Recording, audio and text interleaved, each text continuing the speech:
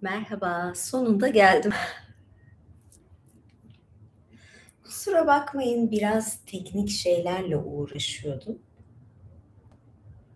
Bu teknik meseleler içinde. Gözlüğümün canını nasıl kirlettim şimdi? Hay aksi ya. Ya gerçekten her şeyi yap, her şeyi hazırla. Sonra son dakika gözlük camı kirlensin. Neyle silebilirim bakayım. Islak mendil de sileyim bakalım. İşte birazcık gözlüksüz devam edeyim. Güzel gözlerimi görmek isteyenler de. Teşekkür ederim. Bence de çok hoş oldu gerçekten. Yani düz tarzı sevdim. Eskiden düz saç hiç sevmezdim. Yani ama son dönemde bir de insanlar da çok yakıştırdı ve beğendi ya. Ay leş gibi oldular. Beter oldu. Yıkamam lazım benim bunu şimdi ya. Of bak. Ay gel neyse küfretmeyeceğim. Ay ben bunu ne yapacağım şimdi? Hay aksi ya bir saniye. Ciddiyim ya gerçekten hani ben bunu özellikle yapmadım yani. Gayet her şeyi profesyonel hazırlan et. Ondan sonra bir tane sprey.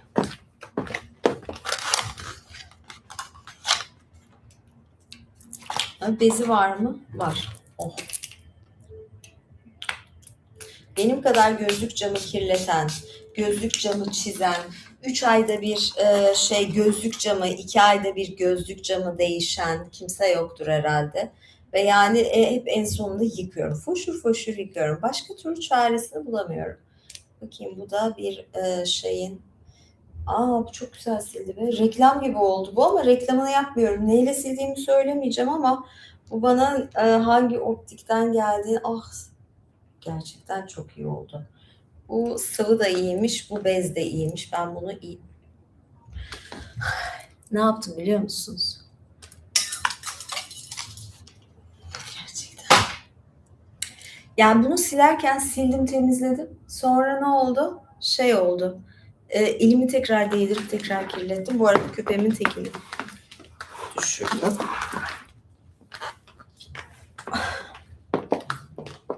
Evet, yes. Bu burada. Şöyle biraz yorumlara bakacağım. Bugün ne okuyacağım biliyor musunuz? Daha doğrusu birazcık da ders gibi de işleyeceğim. Çok keyifli çalıştım. Yarın da çünkü böyle güzel görevime çalıştım. Çünkü yarın da sinemaya gidiyorum. Sinemaya gitmeden önce biraz daha üzerinde durayım dedim. Mavi elbise, bu elbise evet lacivert bir elbise çünkü denizlerden konuşacağız. Deniz yolculuğundan konuşacağız. Odyssey filmine gideceğim. Çok da konuşuluyor. YouTube'da bir sürü videolar dinledim. Yani benim sonuçta sevdiğim bir destan. Aslında bu destanda öyle öğeler var ki şey değil yani. Ay bu ne ya böyle bari kötü duruyor şöyle atayım. Yani karşıya atıp şey yapmak oldu yani böyle.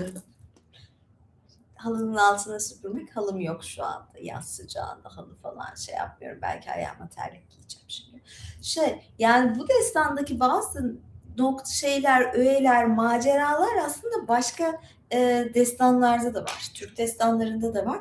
Odysseus aslında Roma mitolojisinde Roma'da Ulises olarak geçiyor. Meşhur Ulises. Belki bilenleriniz olabilir. Zaten şöyle bir şey Odysseus'ta. Yani Odysseus aslında tam bir kahraman değil, bir anti kahraman tarafı da var. Ya da bence bana şöyle geliyor, bana çok insani geliyor. Neden diyecek olursanız, yani insan sıkıştığı yerde hani bir şey uydurur ya, bir hikaye yapar, zekasını kullanır, bir şey akıl eder ve o durumdan çıkar. Yani Aşil de bir kahraman, Akileus. Ama onun kahramanlığı nasıl? Yani böyle savaşçılığıyla bir kahraman ve öfkesine hakim olamıyor. Ama Odysseus ise başta geri durabiliyor, dilenci kılığına giriyor, kendini farklı tanıtıyor falan. Ne yapıyor? Böylece Bir şekilde o olaydan sıyrılıyor. Ama başına çok şey de geliyor ama bence o başına gelen şeyler bir şeyleri birilerine kızdırmasından, kandırmasından, karmasını yaşıyor diyebiliriz. Ben öyle bakıyorum. Ama çok insani, fazlasıyla insan aslında. O yüzden ben Odysseus'u seviyorum. Yani ben buna anti kahraman, kahraman demem. Böyle ben size şimdi biraz okumaya başlayacağım. Tahtaya da biraz değil, tahtaya da isimlerini yazacağım. Birkaç şey daha yazabilirim. Böyle biraz inceleme yapacağız ders gibi. Soru cevap da yapabilirim. Sorularınızı da alabilirim.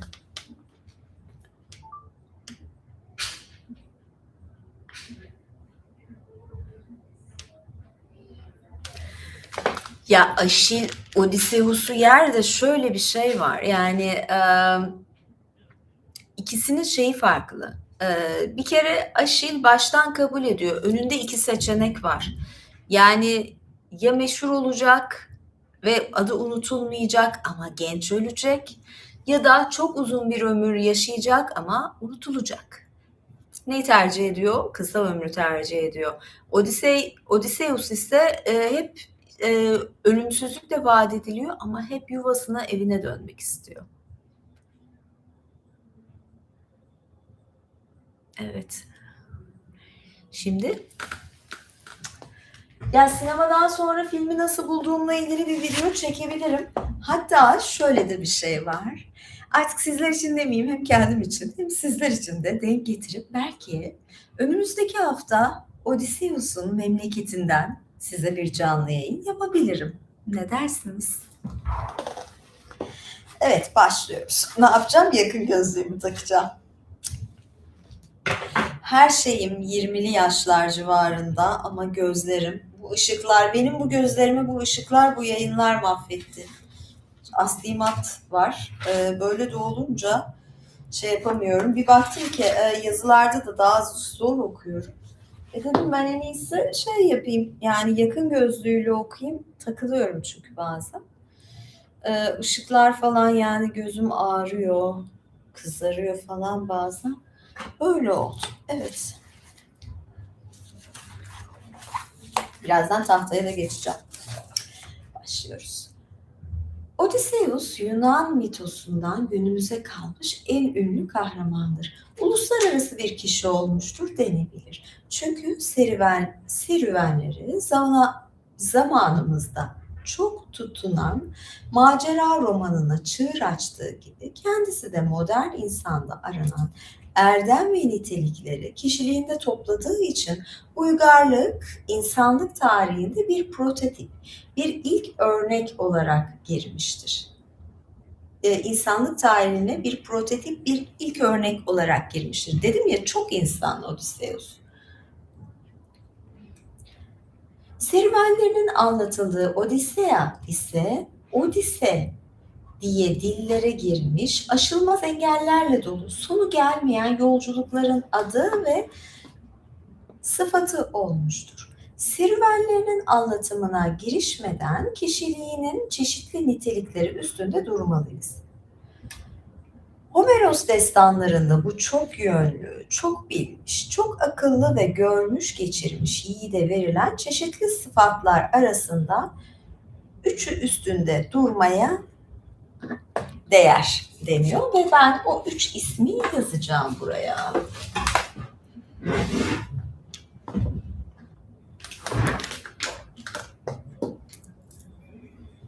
Tamam, ayağa kalkalım.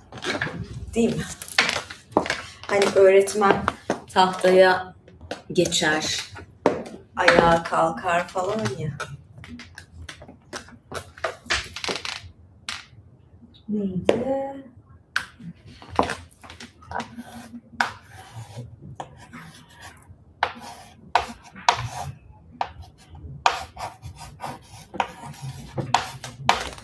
Yetiştirdim, sığdırdım. Evet.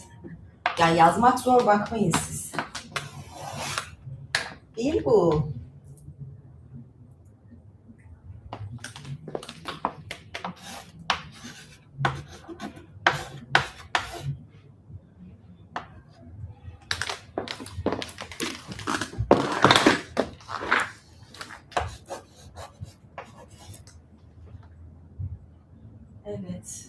Poli, mek, anos. Bazı yerlerde tahta.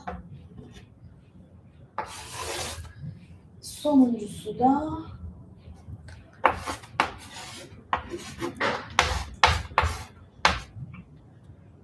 poli. Şimdi bunlar ne demek? Görüyor musunuz? Biraz yanaşmak ister misiniz? Oh, evet.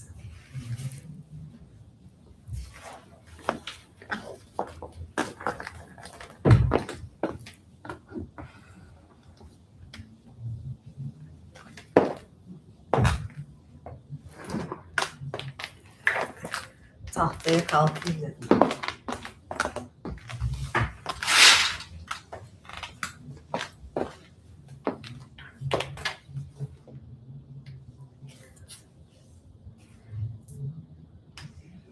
Şöyle bir şey. İlk başta şunu inceleyeceğiz. Hepsinin başında poli geçiyor. Polimetis, polimekanos, politlas. Şimdi poli Yunanca'da çok demek. Politika da zaten bundan geliyor. Hadi ya git bakalım. Bu sandalyeyi yolladı. Politika da bundan geliyor. Hani politikacılar çok yüzlü demek zaten. Başta poli gördüğünüz zaman bir çoğul eki, başa gelen bir çoğul eki oluyor. Polimetis ilk başta yazdığım metis zaten akıl demek. Metis diye bir tanrıça da var. Polimetis de çok akıllı demek. Birincisi evet akıl dedim. İkincisi çare bulma yetisi. Mekanos. Mekanos da neden geliyor? Ne tanıdık geldi? Mekanos deyince bir şey bulabilecek misiniz? Bir şey diyecek misiniz? Polimekanos. Yani bir bakayım böyle yorumlara, şeylere. Neydi? Mekanos. Sadece mekanos diyorum. Mekanos size bir şey çağrıştırmıyor mu? Hı?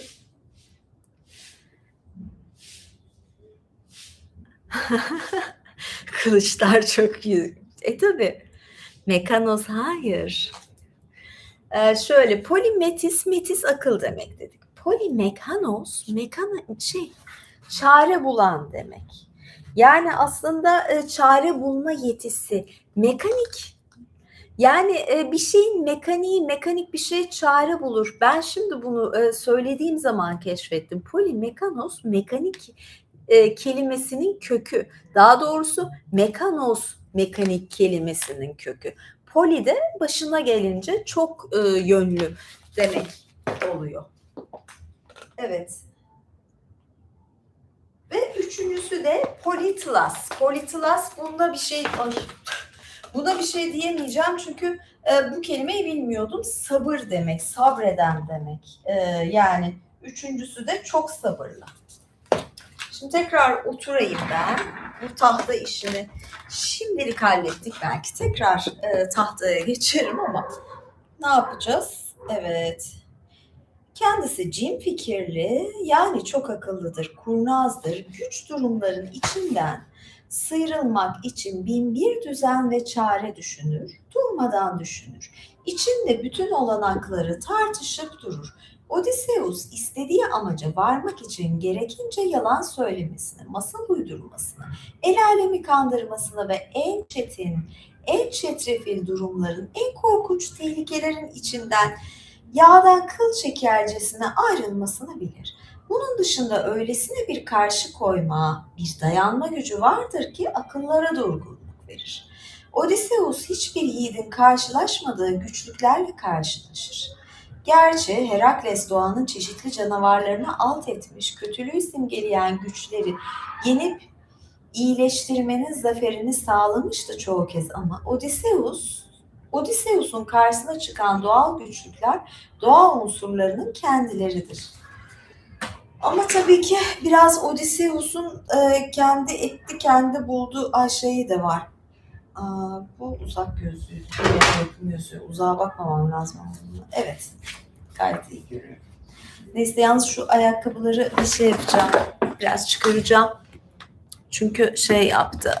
Çok çok rahat edemedim. Çok rahat edemedim. Neyse. Birazdan.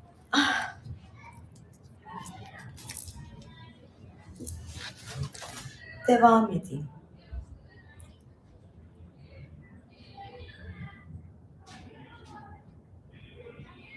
Odysseus denizle pençeleşmek zorundadır. İşlediği ve destanlarda da önemi belirtilmeyen, bizce büsbütün önemsiz bir suç yüzünden deniz tanrısı Poseidon'un e, amansız kin ve garezini almıştır.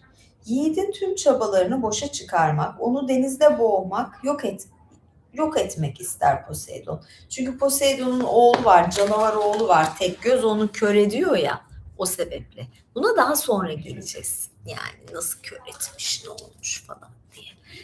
Yani eve dönüş yolculuğundan bahsettiğimiz zaman o kısma geliriz.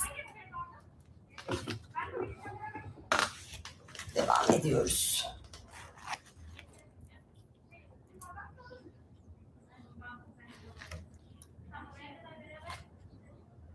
Poseidon, Yunan insanlarının düşman saydıkları halde hakkından gelmeye uğraştıkları denizi simgeler. Onunla savaşında da Odysseus doğada en tehlikeli güce karşı koyup onu yenmenin yollarını bulan insanı. İşte diyordum ya yani. Bu bakımdan Odysseus eşsiz bir kahramandır. Macera kahramanı değil de çağımızın büyük keşiflerine yol açan, arayıcı, bulucu ve yaratıcı zekayı simgeleyen insan tipi. Bu bilinç ve akıl gücü ona kendi amacına varmak, kendi çıkarını sağlamak için işlediği ya da işlemek zorunda kaldığı birçok kötülükleri, insafsızlıkları, ahlak bakımından su götürü davranışları affettirir. Odysseus kafa üstünlüğüyle kalmaz, bedence de üstündür. Güzel ve güçlüdür bir kere. Kadınların ona bayıldıkları, bağlandıkları birçok özel örnekler vardır. Penelope kocasını 30 yıl bekleyerek, yani 30 yıl bekleyecek kadar sadıktır. Kalipso ve Kirke tanrıça oldukları ve ölümsüz oldukları halde Odysseus'u severler. Koca olarak almaya can atarlar. Ya Nausicaa, gencecik yaşında denizden çıkmış o korkunç yaratığa gönül verir de acı ve hayal kırıklığına uğrar. Odysseus'un gücü ve güzelliği erkekleri de şaşkına çevirecek niteliktedir. Falyaklar ilinde yarışmaya başlayınca herkesi yener. Dilenci kılığında kollarını açtı mı korku salar ortalığı. Hele bir de yay gelmesiyle.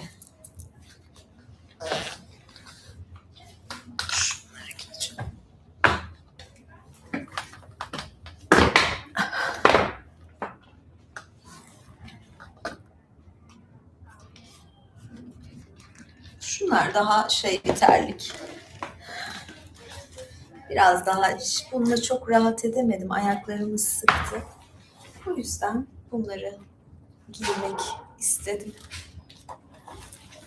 Yani beni sokakta bu kıyafetle böyle normal görebilirsiniz bazen. Evet. Ne diyordum şimdi?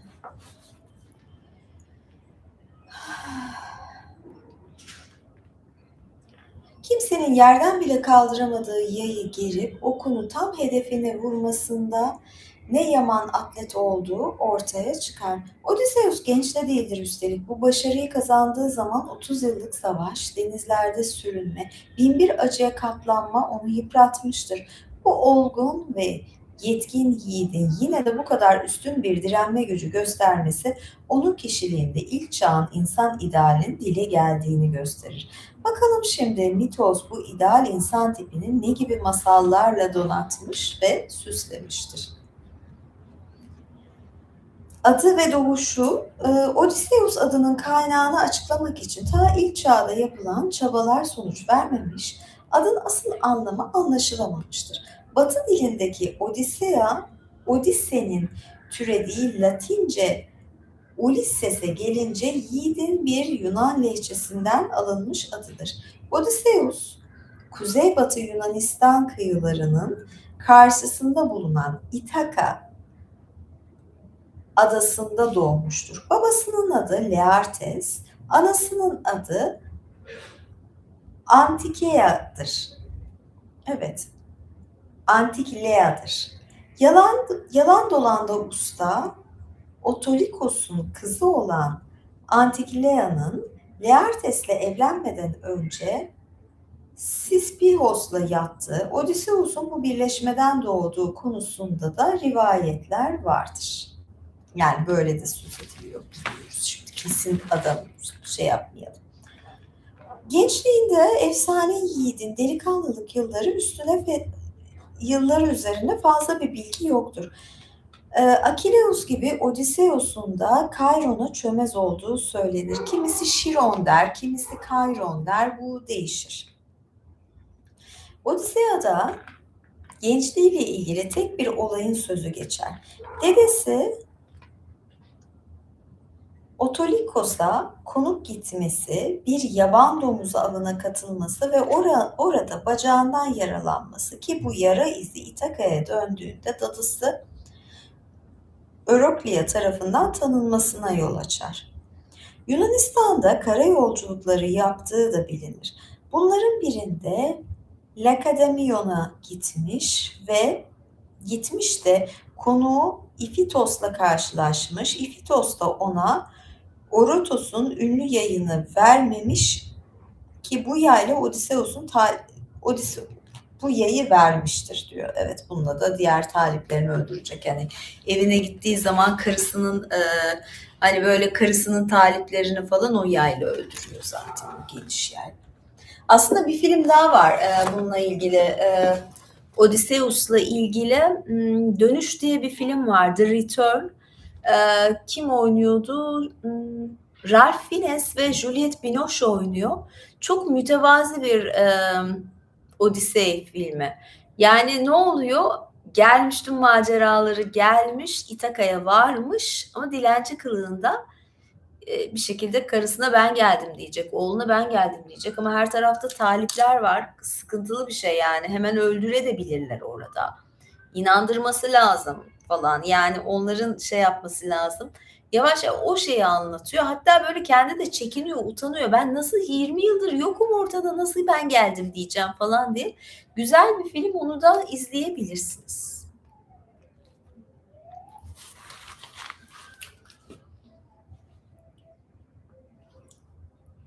Troya Savaşı'na katılmadan Odysseus İthaka tahtına çıkar. Babası Laertes'in sonradan Odisea'da görüleceği gibi bir devlet adamından çok sürüleri, ağılları, bağ ve bahçeleriyle ilgili bir adamdır. Varlığı da oradan gelmedir. Oğlunu nasıl tahta geçirdiği anlatılmaz. Ama delikanlının kral olunca bir eş seçmesi epey olaylı geçer. Odysseus Yunanistan'ın birçok kral oğulları ve derebeyleri gibi Helena'ya talip olur. O meşhur Helen, savaşa sebep olan. Ama aslında savaşın sebep olanlardan bir kişi de yine Odysseus. Şimdi bakın, dinleyin. Yani nasıl savaşa sebep olduğunu şey yapacaksınız, göreceksiniz. Yani bir fikir ortaya atıyor, kendi de çıkarı için, hani işine geliyor ama sonra ne oluyor? Bakın. Helena'ya talip olur ama güzel kıza taliplerin fazlalığından ürkerek ondan vazgeçip İkaros'un kızı Penelope'yi ister. İkarios, Helena'nın babası Tindoros'un kardeşidir. Yani bunlar amca çocukları. İki erkek kardeş var. Bir tanesi Tindaros, kızı Helene, bir tanesi de Ikarios, kızı Penelope. Bunlar kuzen falan oluyor işte. Penelope'yi ister. Ve Penelope de aslında doğru bir tercih yapıyor. Çünkü Penelope çok sadık. Helena ile evlense, zaten Helena evlendi, ondan sonra hemen Paris'e kaçtı. Helena ile evlense zaten şey olmazdı. İşler baştan. Ama yine tabii ki şey oluyor. Kader mutlaka ağlarını örüyor. Ne yaparsanız yapın işte, bir sebep de savaşa, bir sebebin kendisi de Odysseus'un kendisi.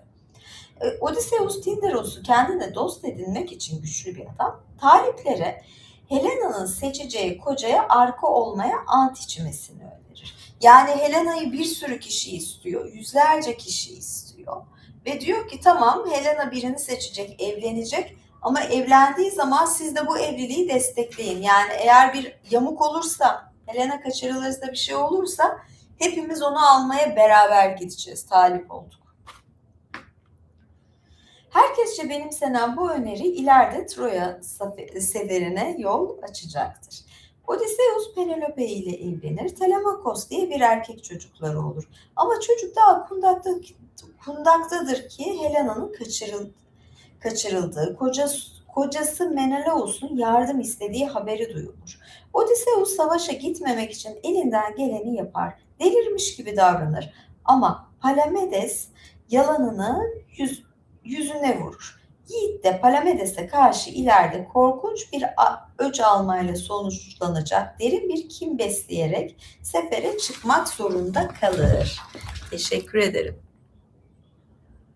Teşekkür ederim. Sarı teşekküre. Sizden de bekliyorum. Biraz renklendirin şurayı. Palamedes'le olan durum da nasıl biliyor musunuz? Anlatayım isterseniz size. Hani nasılsa olayı biliyorum.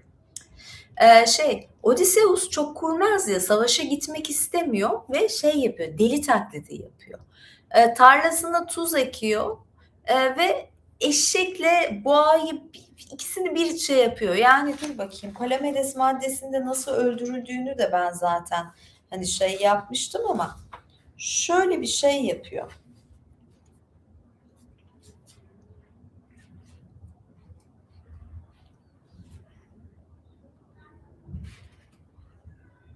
Neredesin Palamedes? Evet, bulduk.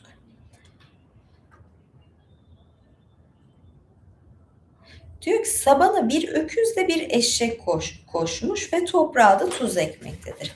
Palamedes düzeni anlar, Odysseus'un gerçekten deli olup olmadığını denemek için oğlu küçük Telemakos'u sabanın önüne atar. Odysseus da sabanı hemen durdurmakla deli olmadığını açığa vurmuş olur. Sefere katılır. Ama Palamedes'e korkunç bir öfke duyar. Yani adam ne yapıyor? Sen kandırıyorsun bizi diyor ya. Ortada yok diyor. Söyle. Yani deli değil falan diye oğlunun şeyini falan öne atıyor. Ve nasıl öç alıyor biliyor musunuz? Yani bunu da bakın, Odysseus'un zekası, kurnazlığı diyor deniyor ya. Ama Odysseus bir yandan da bir anti kahraman, yani çok da süper bir adam değil aslında. Şimdi anlatacağım şeye bakarsanız diyeceksiniz, evet hak vereceksiniz, vay şerefsiz diyeceksiniz, yani amma yapmış. Evet, orayı anlatayım size, biraz okuyayım anlatayım. Şöyle bir öç alıyor Odysseus. Savaş sırasında öç alıyor. Ele geçirdiği bir Troyalı'ya zorla bir mektup yazdırır. Sözde Priamos'un yazdığı bu mektuptan Palamedes'in Troyalılara casusluk teklifinde bulunduğu anlaşılmaktadır. Mektubu Aka ordugahında bir yere atar. Ayrıca da Palamedes'in bir kölesini satın alarak efendisinin yatağının altına bir torba altın koymalarını sağlar. Her şeyi ortaya vurur. Akalar Palamedes'i linç ederler. Yani adamı casus sanıyorlar tabii. Akalar Palamedes'i linç ederler. Palamedes'in bu haksız ölümü dillere destan olmuştur. Acaba sonradan ne zaman anlaşıldı? Öte yandan kaynaklar Palamedes'in kurnaz Odysseus'tan daha yararlı, daha değerli bir kişi olduğunu da belirtirler.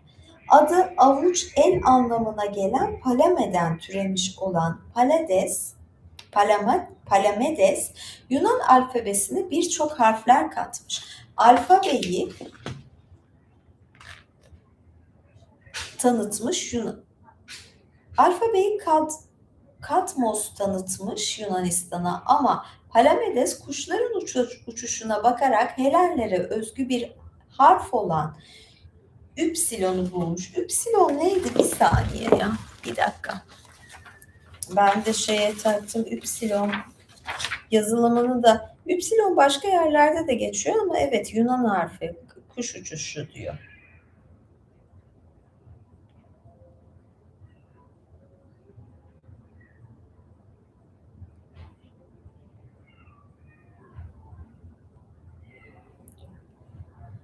Aa, 20. harfi, evet.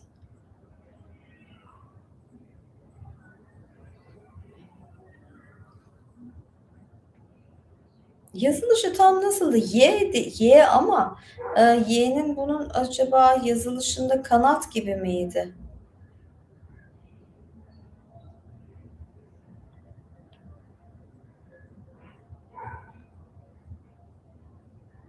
Hı. Hı hı.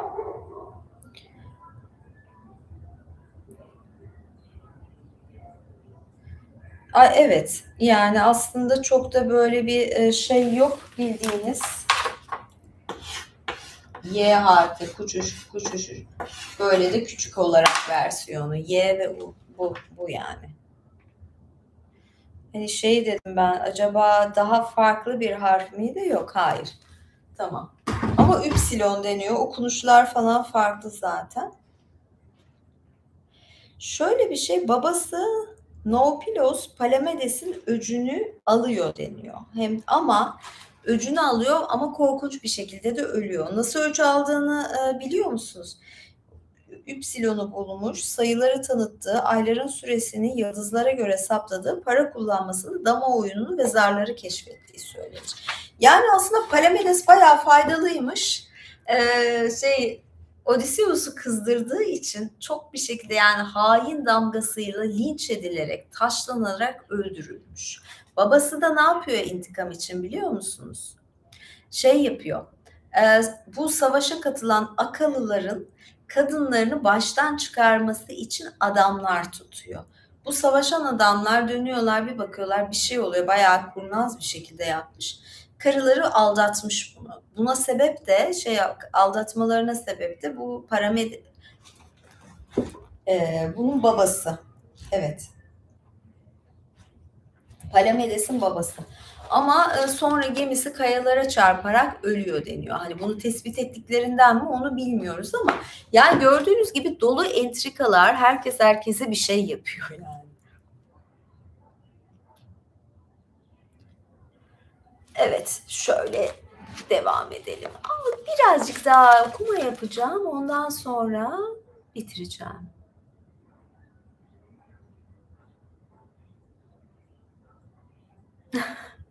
Kültür seviyemiz evet. Yani ama bunlar çok zevkli hikayeler ve aslında insan hikayeleri. O kadar çok bunlardan filmler falan yapılmış ki yani normal.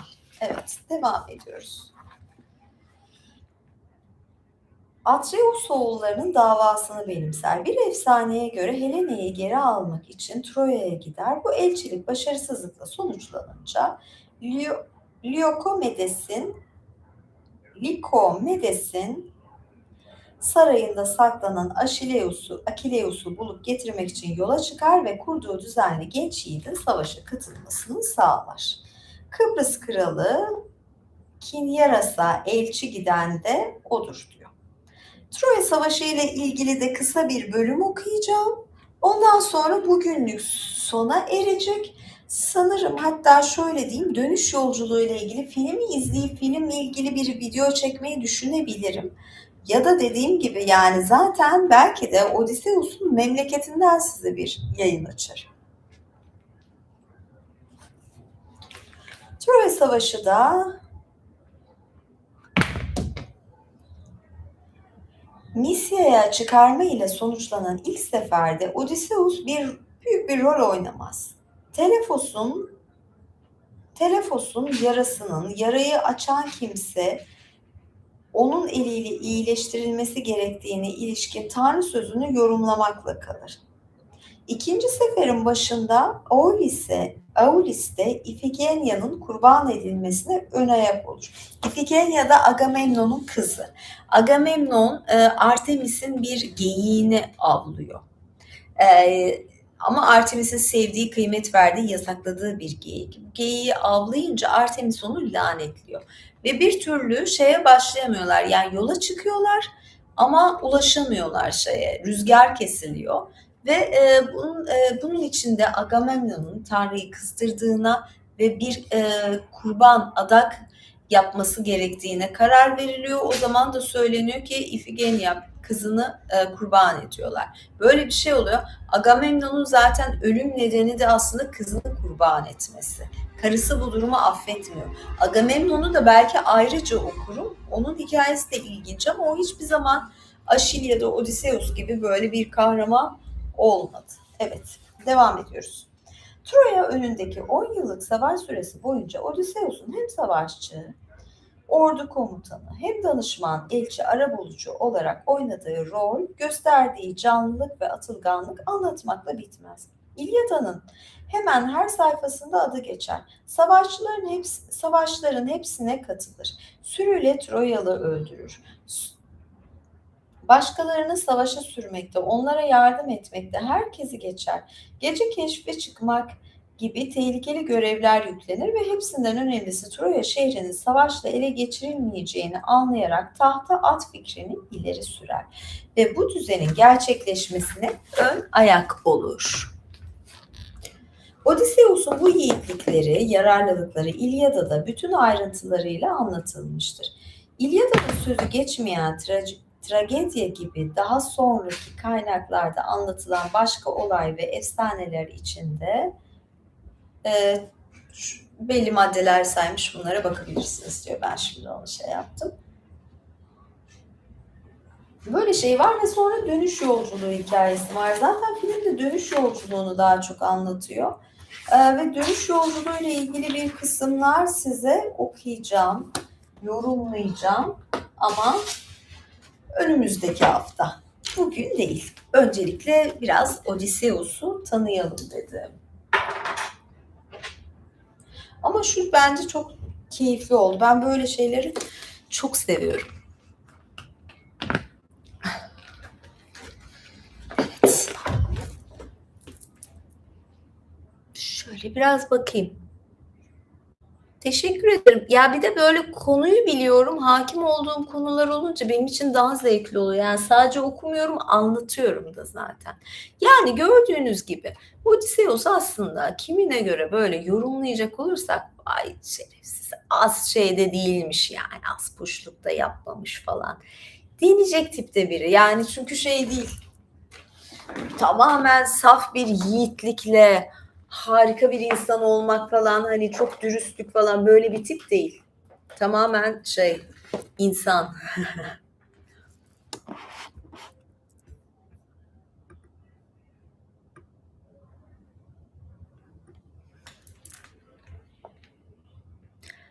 Karya İmparatorluğu, ya ben bu konuda o kadar hakim değilim. Mesela Odise'yi daha biliyorum ama aslında Odisea, İlyada, bunlar bayağı bir şiir. Geriye dönmeli falan, film anlatımı gibi. Yani destanın kendisine baktığın zaman da Odysseus kendini anlatıyor. Sonra geriye dönüyor. Böyle böyle oldu diyor. Şöyleydi diyor. Bir yerde de zaten kendisi ortaya çıkıyor. Ha, tanıyorlar, öyle olunca anlatıyor. Yani bu tür şeyleri var. Bu kısımlar ilginç. Ben böyle şeyleri seviyorum. Bakın şeyde de tahta.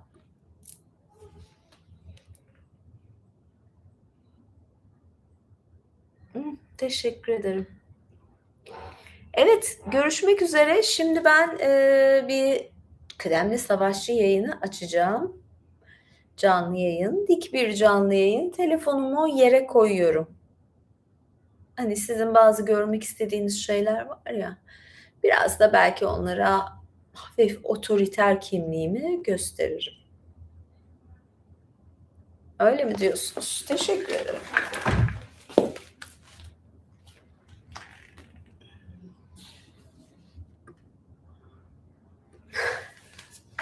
Evet. Şöyle yapalım. Bugün böyle bayağı öğretmen giysisi giydim. Neyse ya. Böyle biraz avukat gibi oldu bu kıyafet. Bayağı böyle avukat falan tarzı bir şey oldu. Evet, görüşürüz. Öptüm, hoşça kalın.